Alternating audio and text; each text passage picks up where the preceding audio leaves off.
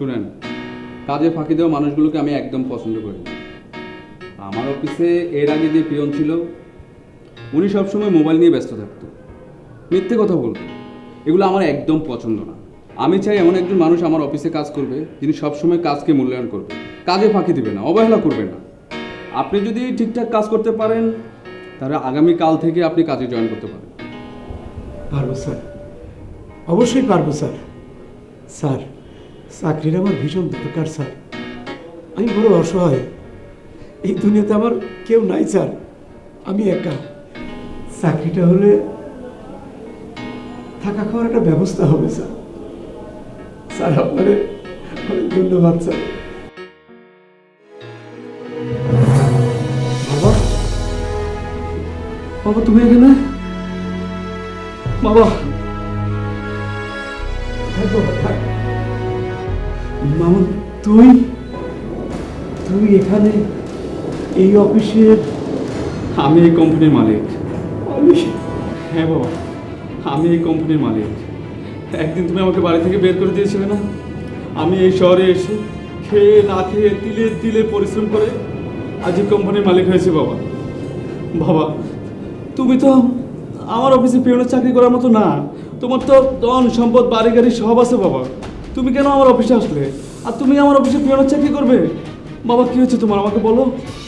বাবা, মামু, তোর সৎ মায়ের কথা মতো তোরে আমি বাড়ি থেকে বের করে দিয়েছিলাম।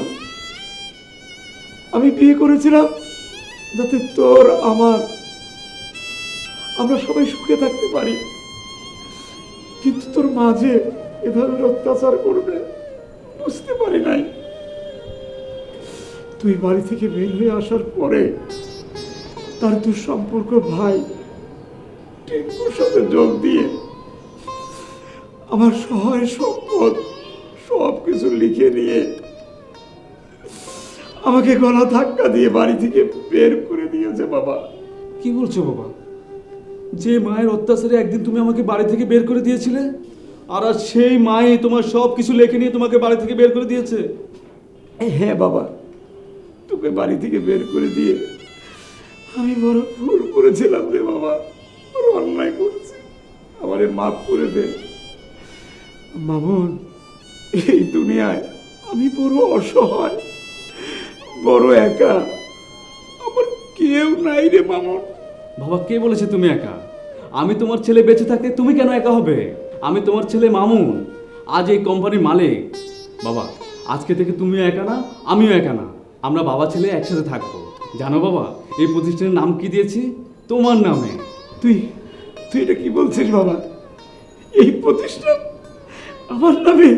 হ্যাঁ বাবা, তোমার নামে করেছি। তুই আমার এত ভালোবাসিস, আর আমি কিনা তোর মায়ের কথা মতো তোর উপর কত অত্যাচার করেছি, কত বোকাচোকা করেছি, তোকে বাড়ি থেকে বের করে দিয়েছি। তোর জন্য না আমার বুকটা সব সময় খাকা করত। বাবারে, বুকের যন্ত্রণা তো দেখানো যায় না, তোরে অনেক দিন দেখি না, ও কি কষ্ট। আয় বাবা, বাবা, আয় আমার তোমাকে আমার কাছে নিয়ে আসছে বাবা। বাবা,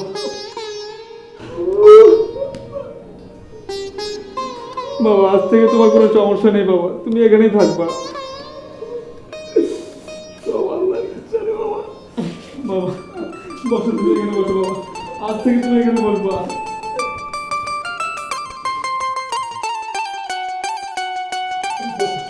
এই মামি, এই কোথায় আছিস?